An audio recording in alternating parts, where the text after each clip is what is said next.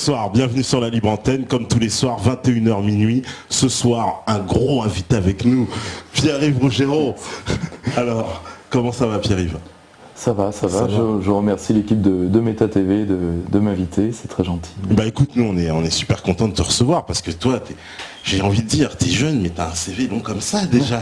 T'as fait vraiment pas mal de trucs. Enfin pour ceux qui te connaissent pas, donc déjà t'as écrit un livre qui est une référence, j'ai envie de dire en la matière, mais il va montrer, je pense, Stéphane, il a le visuel, j'en doute pas. Donc sur la loi de 73, on va en parler ce soir parce que je sais que tu as aussi un éventail de sujets sur lesquels vraiment tu es un peu un spécialiste. Tu as fait une formation d'économiste, c'est ça, de base ? Alors je peux pas revendiquer le terme d'économiste. Ouais. Je suis spécialiste en intelligence économique, c'est-à-dire je suis plutôt dans la stratégie, dans ce qu'on appelle la géoéconomie ou la géostratégie. D'accord. Le seul autre titre universitaire auquel je peux prétendre, c'est en histoire des idées politiques, parce que j'ai passé des examens du supérieur là-dessus. Mais je n'ai pas encore de diplôme d'économie au sens strict. Bah oui quand même, t'es quand même un spécialiste parce que disons que en tout ce qui concerne les rapports économiques internationaux, là je touche un peu ma bille. Ça oui, mais ça c'est mon domaine de prédilection. Alors que par exemple tout ce qui est microéconomie ou économie d'entreprise, là pour le coup, c'est moyennement ma sphère. Voilà. Et puis tu as aussi une société d'édition. Oui, j'ai créé une revue qui s'appelle Perspective Libre. Ouais. Et à partir de cette revue, j'ai créé une petite maison d'édition qui essaye de faire connaître des intellectuels de relativement jeunes ou moins jeunes, mais que j'estime être assez maltraités par le monde médiatique mainstream.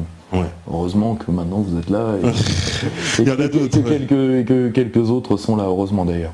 Parce qu'en fait, c'est ça, il y a une forme de pensée en France qui a pas le droit de citer, et une espèce de tendance, on va dire, qui est un peu banni des médias, banni un peu de cette presse mainstream. Et toi, tu t'inscris un peu dans cette tendance, c'est-à-dire tu as une analyse des choses qui est, tout de suite on a peur, quoi. On dit non, c'est du conspirationnisme, c'est du fascisme. Oui, ils me l'ont fait ça, le conspirationnisme, le fascisme, on a à peu près tout fait. Ce que j'aime bien, c'est qu'à chaque interlocuteur, tu as un sens différent, soit du mot fasciste, soit du mot conspirationniste, tu sais jamais qui t'es en face de toi. Si tu veux, le système aujourd'hui se défend par des mots fétiches. On ne sait pas ce que ça veut dire, mais tu l'es quand même. Voilà. Et puis chacun donne sa définition, quoi. Voilà. Alors voilà, tout le monde te dit bonjour sur le chat, bonjour à vous, Anis Bax, Souriver, Tatila, Raf54, Zach Mémérian. Il y a pas mal d'habitués, Julio, Gaspartacus, Sainte-Quenelle. Alors Sainte-Quenelle, lui il balance pas mal, il m'a envoyé, je vais pas te mentir, il m'a envoyé un truc. Alors à chaque fois qu'il y a un invité, à chaque fois on me balance des trucs. Il m'a envoyé ton CV, mais de A à Z. Il sait tout de toi. Je sais pas comment il connaît tous tes contacts et tout. Alors il dit que tu as commencé au RIF, c'est vrai ? Oui, j'ai travaillé avec Paul-Marie Couteau. Avec Paul-Marie Couteau. Tout à fait vrai. D'accord. Parce qu'il dit que en gros, il me dit, dans le message où il y a ce truc détaillé, il dit que c'est un peu lui qui t'a formé, il a formé un peu toute une école, où il y aurait eu Michel Drac, il y aurait eu... Alors c'est très long, hein. Il faudrait presque que je reprenne le truc. Mais bon. Alors Michel Drac, ça me surprendrait, parce que là c'est pas du tout ma tendance pour le coup. Ouais. C'est quelqu'un que j'ai rencontré, mais moi j'ai travaillé, j'ai jamais honte de mes amitiés réelles, parce que on m'en a beaucoup prêté qui n'ont jamais existé. J'ai travaillé pour Paul-Marie Couteau, j'ai travaillé pour Nicolas Dupont-Aignan. Ensuite, j'ai quitté la sphère politique pour monter le Cercle Aristote, c'est-à-dire pour faire plutôt du métapolitique pur. Et j'ai été le président du comité de soutien d'Éric Zemmour pendant son procès. Oui, tout à fait. C'est ce qui a fait d'ailleurs que sur Internet, certaines personnes se sont attaquées à moi venant de la droite radicale, parce qu'elles détestent Zemmour pour des raisons... par rapport aux origines qui sont les siennes, je trouve ça assez moyen. Et je me suis surtout heurté à ce qu'on appelle le milieu des associations antiracistes, dites antiracistes, qui sont grosso modo ceux qui dont le principal but était de traire les banlieues pendant des années, et d'ailleurs elle continue encore un peu. J'ai été en face de ces gens-là.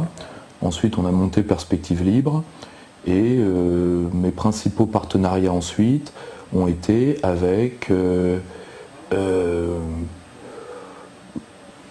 mon ami Pierre Jovanovic, qui est également mon éditeur. Avec qui tu co-présentes une revue de presse d'ailleurs. Alors non, je suis un de ses invités, il en fait une selon son envie. Là c'est vraiment sa revue de presse. Et également avec l'école de guerre économique qui m'a formé. On organise quelques colloques par an, et il y a d'autres colloques que je fais, principalement avec l'Institut de la démocratie et de la coopération, qui est un organe de la diplomatie culturelle russe à Paris, et avec lequel on entretient des liens amicaux avec mon équipe. Voilà, ça moi j'ai toujours reconnu toutes mes amitiés. La seule chose, c'est que ça a été très utilisé contre moi, le fait d'avoir été parfois même juste dans la même pièce que quelqu'un.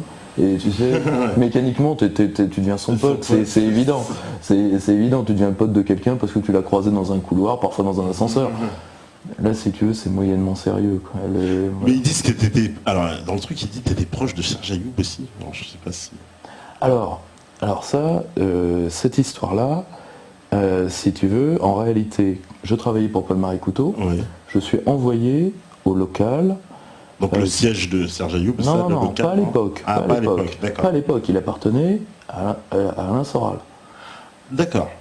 Et j'y vais pour croiser les membres du premier Égalité Réconciliation, qui venait d'être créé. D'accord. Et je suis pour le compte, c'est très simple, ça c'est tout à fait vérifiable, de Paul-Marie Couteau et de son lieutenant de l'époque, qui est Alain Bournazel.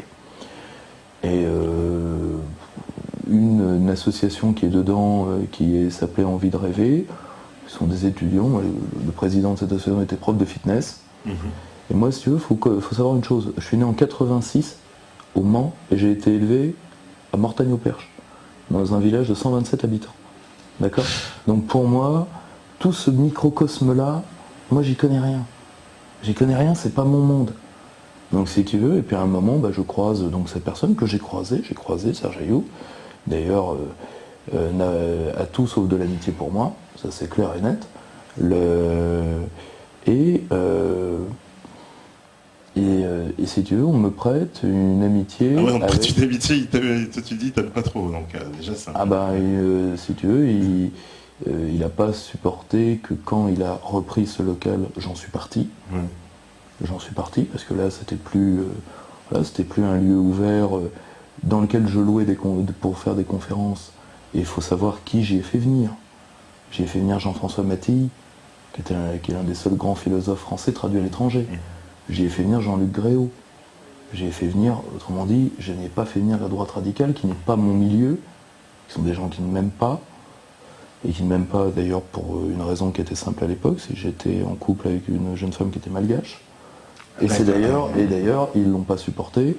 Et aujourd'hui d'ailleurs, Jovanovic en a reçu, il pourra d'ailleurs en témoigner, il a reçu certaines lettres après la publication de l'ouvrage, où des gens ont trouvé mes photos de mariage, et se sont attaqués à la confession de mon épouse, parce que je me suis marié sur la frontière qui sépare le Cambodge de la Thaïlande. Mon épouse est cambodgienne, elle est bouddhiste, donc je suis marié sur rite bouddhique. Et Jovanovic me les a fait voir, reçu des lettres, vous avez publié une ordure bouddhiste, à demi jaune, etc. Donc si tu veux, voilà ce que pense la droite radicale de ma personne. Donc d'être pris, que des gens me disent pour une affaire qui a déjà, il faut se remettre dans le contexte, 5 ans. Moi je sais qu'il y a des gens que je n'ai pas croisés depuis 5 ans. Moi j'y ai été sur ordre de Paul-Marie Couteau, et je peux assurer pourquoi, parce que j'étais un gamin qui est rentré en politique à 19 ans, beaucoup trop jeune, et je me suis fait baiser. Voilà. Et je reconnais, je me suis fait baiser, c'est très con. Il faut être très très con. Et voilà. Ensuite, si tu veux, on m'a prêté à partir de ça des idées ou des amitiés qui sont pas les miennes. Ouais, c'est ça, j'ai l'impression que c'est ça qu'on t'a prêté des trucs, après on a dit bah il est dans la mouvance Ayoub, mouvance troisième voie, parce que quand tu lis le truc que tu m'as envoyé, hein, sa sainteté, il regarde, et c'est vrai que j'ai lu son truc, c'est vrai, c'est genre un parcours presque... Il y a quelqu'un qui pose une question intéressante. Alors, la droite radicale ne t'aime pas, mais c'est quoi que tu appelles la droite radicale? Alors ça c'est très intéressant. Ce que j'appelle droite radicale, certains appellent de ce mot fourre-tout de la science politique extrême droite, qui est grosso modo c'est tout ce qui est sur l'échiquier à la droite du Front National, Ouais. c'est-à-dire des gens qui sont beaucoup plus dans le fait racial que dans le fait national, fondamentalement. Et Ce qu'on appelle un peu les identitaires, c'est un peu dedans ou c'est... Alors les identitaires sont un petit peu différents, il faut leur reconnaître ça. C'est-à-dire que, ça dépend de quelle mouvance identitaire on parle. Si on parle des gens qui étaient proches de Dominique Vénère, par exemple, là on est dans le fait racial pur, ça c'est clair. Suffit de le lire pour le savoir. Et, il était entouré de gens qui étaient de vrais historiens, ils ont fait une très belle revue qui est la Nouvelle Revue d'Histoire. Moi c'est par exemple une personnalité que je ne goûte pas du tout pour le coup, à la fois pour son antigaullisme et pour ses théories qui l'ont conduit d'ailleurs à avoir la fin qu'il a eue, donc ce suicide à Notre-Dame. Mais pour beaucoup, avant tout, ils ont un attachement à la terre parce qu'ils se sentent dépossédés. Et pour éviter que ces jeunes gens, parce que ce sont souvent des gens très jeunes, se radicalisent, il ne faut pas les voir comme des gens dangereux. En réalité, ils ont ce sont des gens qui sont fondamentalement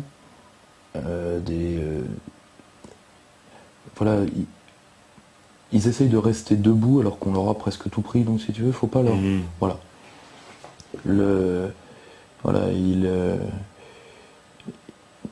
Fondamentalement, je pense qu'il faut pas leur jeter la pierre. Beaucoup, c'est sans agressivité. Et puis, si tu veux, d'avoir un sentiment d'identité quand on te l'interdit, je trouve pas ça... En soi, c'est pas malsain. Ensuite, il faut pas que ça prenne des colorations politiques aberrantes. Tu as une part de mouvement identitaire qui est entièrement régionaliste, entièrement européiste, qui se rendent pas compte que fondamentalement... c'est l'Empire, là, fondamentalement, ça va se retourner contre eux à un moment ou à un autre. Mais ça, c'est souvent plus de la naïveté que de la méchanceté. En tout cas, ils représentent une tendance. C'est normal d'être attaché au pays où on est né, fondamentalement, si tu veux. Donc toi, oui, tu fais quand même une différence entre les identitaires et cette... Non, il y a des gens beaucoup plus... Mais qui sont... C'est les héros de Caroline Forest parce qu'ils existent, elle peut enfin montrer qu'ils existent. Ils sont très peu nombreux. Fondamentalement, ils sont folkloriques. Ils n'ont pas... ça, Interpol l'avait souligné, d'accès à la violence. Ils font pas d'attentats. Attila, il dit quel parti ou groupe en France de la droite radicale met en avant la race? Il y en a quand même, parce que moi, il y a le mouvement que j'ai vu, alors c'est Benedetti, je crois. Ceux qui descendent de l'œuvre française. Ah ouais, là, eux, ils mettent en avant la race, hein, je te garantis, j'ai vu. Mais encore une fois, on est face à des gens très peu nombreux. Oui, ils sont très peu, parce qu'en fait, c'est ça, en fait, ils représentent une toute petite frange, mais c'est vraiment minime, quoi, cette frange-là. Oui, c'est 3 fois rien, c'est beaucoup plus des gens qui sont dans le témoignage, voilà, qui sont dans le témoignage, et fondamentalement, c'est même pas des groupes constitués, c'est juste du gibier pour une part des journalistes du système qui aiment bien les faire sortir de temps en temps, et point. C'est comme ça que... Je l'ai vu sur M6. C'est comme ça que Caroline Forest justifie d'exister. Elle est par ça et par Tariq Ramadan, elle est très contente d'avoir les deux d'ailleurs. Oui, parce que je l'ai vu, c'était Benedetti, je crois, qui était sur M6 et qui a fait un long reportage sur M6, on le voit, il emmène les gens de M6 à travers toute l'Europe, etc. Oui, et ça, voilà, les journalistes sont très contents de tomber là-dessus, mais on n'est pas dans le... on n'est pas dans le... Voilà. on est dans le rien, quoi. Voilà. C'est folklorique presque. Alors justement, rentrons dans le sujet. Donc on nous demande quel est le réel impact de la loi de 73. Alors la loi de 73, pour revenir, parce que maintenant, déjà, comment ça se fait que cette loi de 73, elle est très connue maintenant? Elle est beaucoup plus connue qu'en 1973 finalement, en 2014 si j'ose dire. Tu crois pas? Elle est beaucoup plus connue maintenant grâce au travail de... Alors, si tu veux, les premiers à avoir sorti l'affaire dite de la loi du 3 janvier 73, sur laquelle on va revenir, parce qu'il y a eu beaucoup de contresens qui ont été faits là-dessus, c'est le groupe Chômage et Monnaie. Chômage et Monnaie sont des polytechniciens, et ce sont des polytechniciens qui sont des gens, disons, oui, on va dire, centre-gauche, Javier, tous ces gens-là, et qui ont énormément travaillé sur les phénomènes monétaires et qui ont sorti cette affaire-là. Elle a été reprise, par André Jacobbeck, puis par Étienne Chouard. Et c'est Étienne Chouard qui, parce qu'il a une force de diffusion qui vient d'être très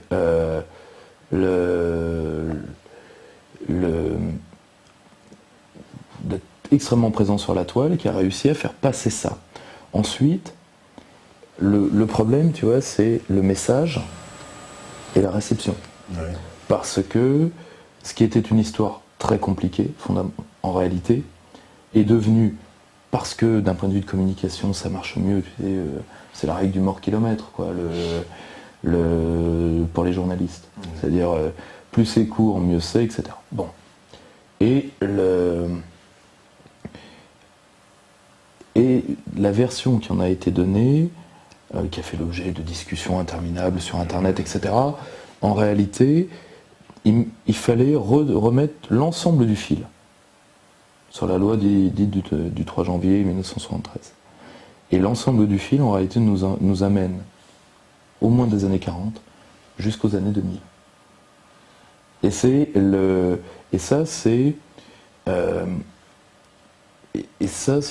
pour remettre cette affaire-là au clair que Pierre Jovanovic, qui me connaissait, son ami depuis assez longtemps, et que je l'ai interviewé il y a 4 ans maintenant, et comme il m'aime bien et qu'il sait que je travaille assez bien et que surtout j'ai une équipe de gens assez formidables autour de moi qui sont ma grande chance, que je salue d'ailleurs s'ils nous regardent, ils m'ont dit, bon, mettez-nous cette affaire-là au clair, quoi.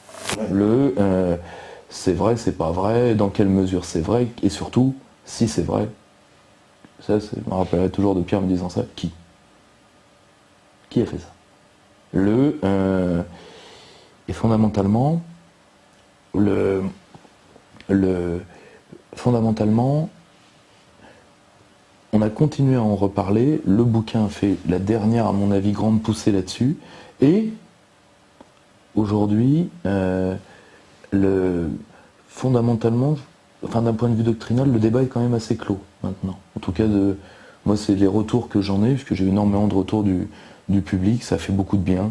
Ouais, mais les gens, ils sont quand même convaincus maintenant, enfin, c'est une idée plus que répandue, tout le monde a convaincu de la nécessité, en fait, d'avoir une banque centrale au public avec une création monétaire publique. Ça, c'est une idée qui est quand même très répandue. Et fondamentalement, c'était celle que je voulais faire passer. Donc tout va bien. Donc c'était celle-là à partir des écrits de quelqu'un que je vous recommande, qui est un de mes amis. On avait le plus grand spécialiste des banques centrales aujourd'hui, il s'appelle Jean-Claude Verbroek. Il tient le blog La crise des années 2010. Et à partir de ça, à partir d'éléments géostratégiques, parce que c'est pas pour rien que ça arrive à ce moment-là, il y a tout un contexte historique qui est lié à la fin du gaullisme, qui est lié à la fin du standard or, et la fin du standard or, elle est aussi liée à autre chose, qui est ce qu'on appelle les eurodollars, c'est-à-dire comment en écoulant du dollar, la City de Londres s'est refait une santé, parce qu'elle a été en partie laminée, enfin l'Angleterre a été laminée par la guerre. Et surtout par le plan de Churchill. Ce qu'on oublie beaucoup, le plan Laval chez nous, qui bousille notre industrie de défense, merci, ça resservira en 40. L'équivalent, c'est le plan de Churchill dont l'industrie britannique ne s'est jamais remis. Jamais. Et fondamentalement, la livre sterling est toujours la première monnaie en 1945. Mais elle couvre 60% des sommes 60% des sommes sont des dettes. Alors que la création se fait en dollars. Et la City de Londres va échanger la livre sterling contre le dollar. Et elle va se mettre à émettre du dollar, enfin à faire transiter du dollar. Ce qu'on appellera les paradis fiscaux. Après. Devant ce flot de dollars qui part, le standard or est obligé de tomber, Nixon solde les comptes. Et là, on doit refaire, on passe à la grande financiarisation. Pour à la fois écouler du dollar, créer ce dont le dollar a besoin, qui est une monnaie européenne, quelle qu'elle soit, et pour ça, il faut mettre fin aux banques centrales publiques. Et ça veut dire de passer d'une économie, disons, fondée sur une création monétaire tout à fait mesurée d'ailleurs, et un circuit d'argent gratuit public, à une économie fondée sur la finance, et l'autre nom de la finance, une économie de dette. Et aujourd'hui, c'est très simple, c'est 180 millions d'euros au jour, 4 milliards semaine, dont 1 milliard pour le service de la dette. Voilà. Et que pour ceux qui veulent vraiment avoir l'impact strictement chiffré, 180 millions d'euros au jour. Voilà. Simple. Voilà. Donc, tous les jours, on dépense 180 millions au service de la dette, en gros. C'est énorme. Oui, c'est 180 millions d'euros au jour. D'accord. Ouais. On nous dit, voilà, la loi 73, peut-on dire simplement un vrai coup d'État? Est-ce que c'est pas un coup d'État à long terme un peu? C'est quoi? C'est un coup d'État des banquiers? C'est qui vraiment alors? C'est qui c'est l'élite. Alors, plus encore que les... La banque va se refaire grâce à ça. Parce que, fondamentalement, si tu prends les choses depuis 1945, toutes les plus grandes banques sont nationalisées. Et elles seront les armes de l'État. Ce qui deviendra la Société Générale, etc. En 1973, elles sont encore des banques publiques. Jamais l'oublier. Tout le reste, ce sont déjà des banques d'affaires. Elles ne sont pas des banques de dépôt pour les particuliers. Il y avait l'équivalent du Glass-Steagall Act en France, qui a été fait d'ailleurs par le Conseil national de résistance. Et donc, si tu veux, je ne dis pas que ces petites banques, dont fait partie la banque Rothschild pour laquelle a travaillé Georges Pompidou, je ne dis pas que ces banques-là ne cherchent pas une influence. Mais par rapport aux géants qui sont dans les mains de l'État, elles n'en ont pas les moyens. Or, plus encore que ça, c'est la volonté de l'élite de créer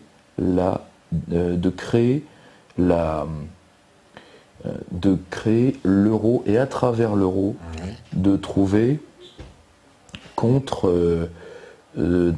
à travers l'euro, de forcer la fédéralisation politique. Ce qui était le véritable but. Asselineau l'explique très bien ça, quand il parle de la théorie des chaînes. Et c'est tout bête, parce que au-delà même de la stratégie, c'est un principe de toutes les bonnes nounous. Quand vous voulez neutraliser deux gamins turbulents, vous les faites jouer ensemble. Ou vous les attachez ensemble, mais ça, il n'y a plus le droit. Ça, il n'y a plus le droit. C'est comment liquider des concurrents potentiels. C'est la meilleure utilisation. Je comprends que les Américains aient voulu faire ça. Parce que les Américains, en fait, Nixon, c'est vrai, il se détache du standard or, c'est en 1971, c'est bien ça. 15 août. 15 août, voilà, c'était une date assez symbolique, si j'ose dire. Il attend en plein jour férié, le 15 août, quand tout est fermé. Là, fondamentalement, le standard or, ça voulait dire que l'Amérique devait avoir en permanence un stock d'or équivalent au dollar en circulation. Or, le dollar était devenu monnaie du monde à ce moment-là, mais il était encadré par le stock d'or. Comme les Américains, contrairement à ce qu'on croit, et j'explique dans mon livre, n'ont pas été totalement malhonnêtes là-dedans. Ils ont tenté d'enrayer les flux de dollars qui quittaient leur territoire. Et qui les quittaient par la City de Londres, généralement. Et par les confettis de l'Empire britannique, les îles Moustiques, les îles Marquises, Jersey, Guernesey. Oui, on est d'accord? Oui, bon, tu vois ce dont je veux parler. Ouais. Et là, je vous renvoie à l'œuvre de Nicolas Shaxton, superbe bouquin sur les paradis fiscaux. Et c'est le début de la finance offshore. C'est ça les euro-dollars. C'est pas un dollar qui circule en Europe, c'est un dollar qui circule en dehors des États-Unis. Et ça, les États-Unis ne pourront pas l'enrayer. Puis à un moment, Nixon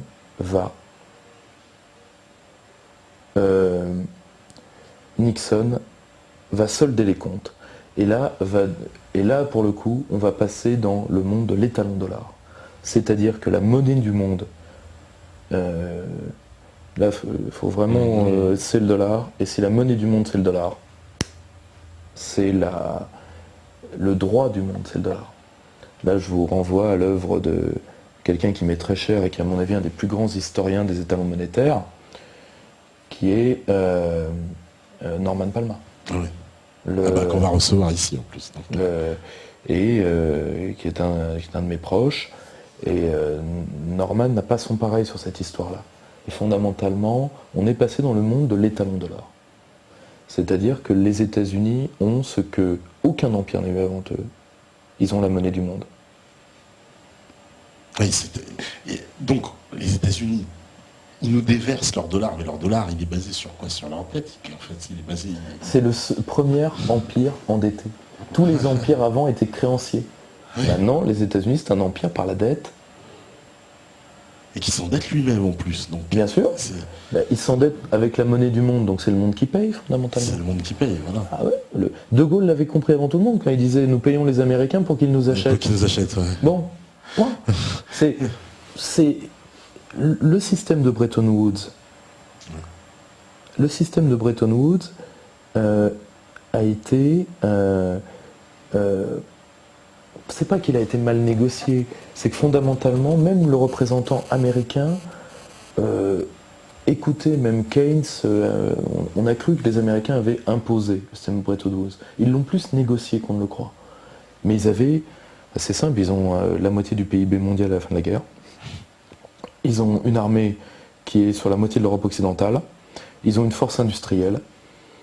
Bon, on s'est dit pourquoi on va leur laisser... un étalon, le dollar as good as gold. Parce que pour beaucoup de pays européens, les pays européens étaient sortis de l'histoire à ce moment-là, en tout cas le pensaient. Et ensuite, le système américain et le système de Bretton Woods est devenu de plus en plus pervers. De plus en plus pervers. Jusqu'à voilà. Parce qu'en fait, ils respectaient pas les règles, les Américains, déjà à l'époque. C'est-à-dire, ils faisaient du dollar alors qu'ils étaient censés... Alors, à certains moments, guerre du Vietnam particulièrement, ouais. Ils sortent du dollar. Ils sortent énormément de dollars. Par contre, à certains moments, ils font un certain nombre de lois pour freiner les sorties de capitaux. La seule chose, c'est qu'à chaque fois qu'ils vont en faire une, je mets dans mon bouquin, et ça, je prends un graphique qui est sur le site du Duché du Luxembourg. À chaque fois qu'ils font une loi, vous avez l'ouverture d'un paradis fiscal. Les dollars qui ne peuvent pas sortir par les États-Unis maison mère sortiront par là. Pas de problème. Par les débuts de la finance offshore. Donc c'est ça, les paradis fiscaux, c'est des quoi? C'est des espèces de transit, quoi. Oui. À la base, c'était fait pour faire transiter les arnaques au taux de change et c'était fait pour les débuts de certaines parts de la finance, ce qu'on appellera plus tard la finance grise, c'est-à-dire les arnaques au taux de change, etc. C'était fait pour faire transiter ça.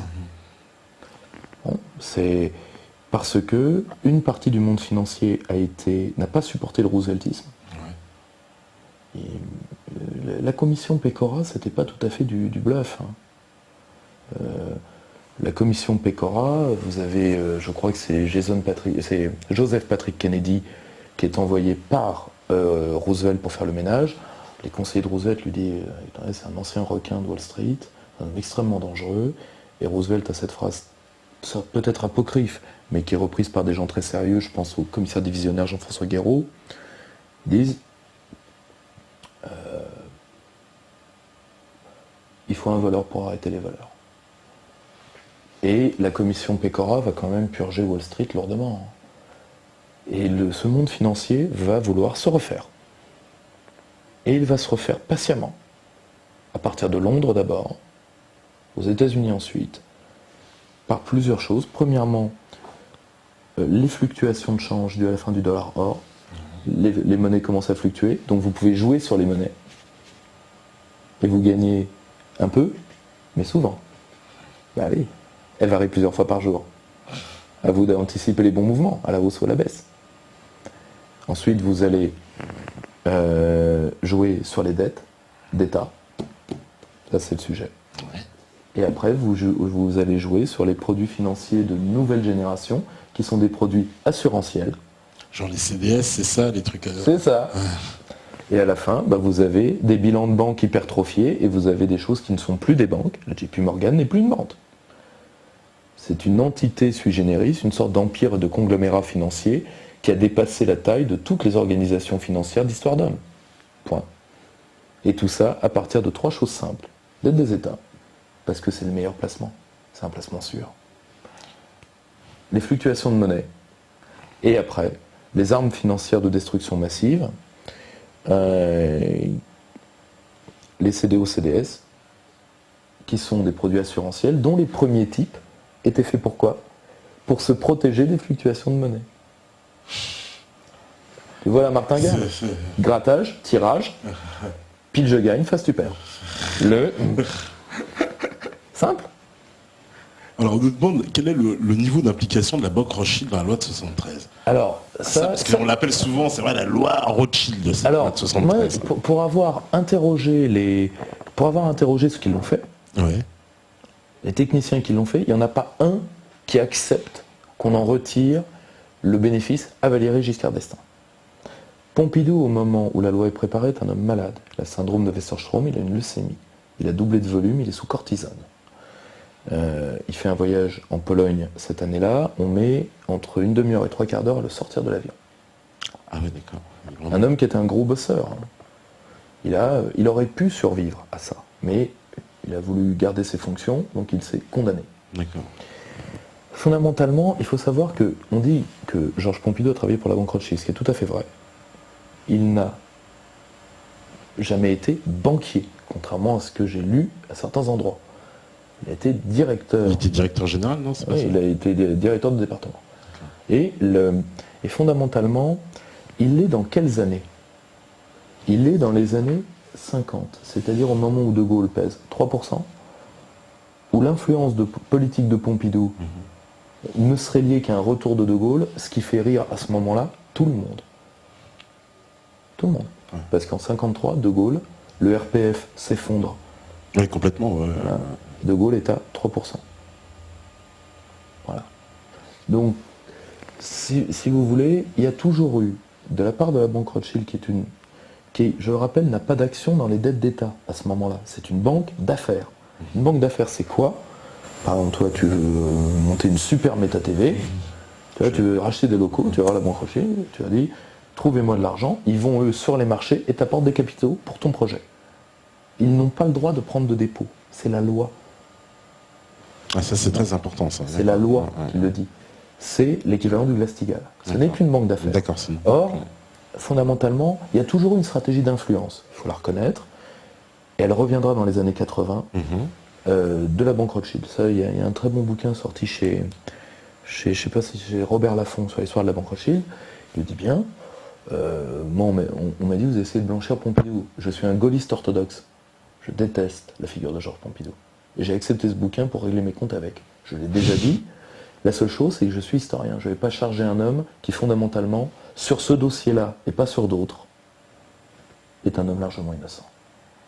Voilà. Donc c'est plus, toi tu dis que c'est plus Giscard. Tous ces hommes revendiquent la paternité, et lui le premier. Il a répondu à Holbeck sur son blog, il a dit qu'il était très content de ce qu'il avait fait, qu'il en était très fier intellectuellement. Et ils ont un tel mépris pour Pompidou, il faut quand même se l'imaginer. Pour eux, Pompidou, ils m'ont fait des portraits de Pompidou, il faut savoir quand même que Pompidou était normalien, mine de rien, c'est pas tout à fait rien. Il était l'auteur d'une anthologie de la poésie française qui fait encore autorité aujourd'hui, et je dis ça d'autant plus que c'est une figure pour laquelle j'ai aucune admiration, et encore moins d'affection. Et ils m'ont fait un portrait d'une espèce de bouseux en sabot. Non mais franchement, fils d'instituteur, il n'a pas fait de grand corps. Déjà, il n'a pas fait l'ENA. Alors qu'eux sont John Zénarque, l'ENARC né en 45. Il n'a pas fait de grand corps. Donc il n'a pas fait ni Polytechnique, grand corps habituel, ou l'ENA, nouveau grand corps. Il n'a pas fait Epoli. Il est fils d'instituteur, ça la fout vachement mal, auvergnat caricatural. Caricatural. Et j'aurais dit, les enfants quand même, il était ce qu'il était. Mais vous ne pouvez pas mépriser des gens comme ça. Et fondamentalement, Giscard tenait au projet. Parce que pour lui, il avait déjà tout dans la tête. D'ailleurs, il le dit dans son discours à l'Assemblée sur cette loi qui est une loi de modernisation des statuts de la Banque de France.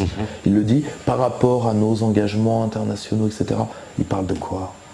Il parle du processus communautaire. Il parle de la marche à l'Europe, dont il espère, parce qu'il fait partie des réseaux monnaie à ce moment-là. Oui, c'est ça qu'il faut... Alors ça, oui, voilà, il fait partie des réseaux monnaie, Giscard. Et c'est pour ça que moi j'essaye de racheter personne, tout comme je ne critique personne.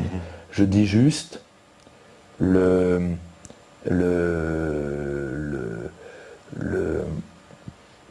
dis juste que, et je le dis sincèrement, moi j'ai aucune affection pour le président Pompidou. Je croyais d'ailleurs trouver des choses. Et bien, fondamentalement, sur ce point-là, si on veut vraiment trouver les hommes qui sont derrière la loi dite du 3 janvier 1973, c'est la loi Giscard-Monnet. Parce que le premier qui parle, pas de cette loi-là précisément, mais de l'ensemble du processus, c'est Monnet, dans une réunion de travail qui aura lieu en 1942. Il est sous le protégé par les Américains, il fait déjà les plans. Voilà, il faudra une Monnet, l'homme des Américains, il faut bien le préciser. Ah oui, agent américain. Les Américains m'ont reconnu comme un de leurs agents. Mon point, en gros, c'est Edward Pritchard a fait le truc. Donc si vous voulez, moi je n'ai pas d'affection, j'essaye pas de sauvegarder le président Pompidou, très loin de là.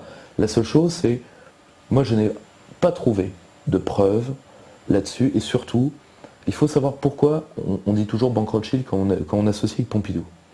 C'est que l'humanité a pris Georges Pompidou en grippe dès son arrivée au pouvoir. Le lendemain de son arrivée au pouvoir avec le général de Gaulle, c'était marqué « Le directeur chez Rothschild a réuni son gouvernement ». Et ça a été à chaque fois le directeur chez Rothschild, et on a repris ça. Donc il était très mal vu aussi. Oui, il était mal vu, mais fondamentalement, Pompidou, ils me l'ont tous expliqué. Pompidou était beaucoup plus libéral que de Gaulle, c'est certain, mais il était mais lui, c'est pour ça d'ailleurs qu'il le méprise. Il leur dit non, mais laissez-moi ma monnaie quand même, parce que Pompidou, c'est un fils d'instituteur auvergnat, justement. Donc il est dans un monde agricole, c'est quelqu'un qui sait que tout peut être, que les choses peuvent changer rapidement, comme le temps peut changer rapidement. Donc il leur dit, mais on va libéraliser, mais un, doucement, et deux, parce qu'il a beaucoup libéralisé Pompidou, ça a été un grand... c'est lui qui commence à... Oui, non, mais il est beaucoup plus libéral que de Gaulle. Et surtout beaucoup plus libéral que Michel Debré. Mimi la colère, à chaque fois qu'il a... Le peu de fois que Michel Debré a libéralisé des choses, il a mis des organismes de contrôle au-dessus. Pour, je crois que c'est 3 ou 4 opérations de bourse qu'il a autorisées, il a créé immédiatement la COB, la Commission d'opérations de bourse. Donc le libéralisme à la Michel Debré, c'est... Si tu fais de l'argent et que ça sert le pays, tu peux le faire. Ne marche pas. Dévie de la roue droite et je t'abarre. D'où ce surnom Mimi la colère. Alors que fondamentalement, ils le détestent tous. Ils le détestent tous pour ça. Il veut pas assez libéraliser, il veut pas assez, il est timoré, il est paysan quoi, des banques non. Ils ont le mépris que j'ai vu pour Pompidou n'égale d'ailleurs de la part des mêmes hommes que la haine rentrée qu'ils ont pour De Gaulle.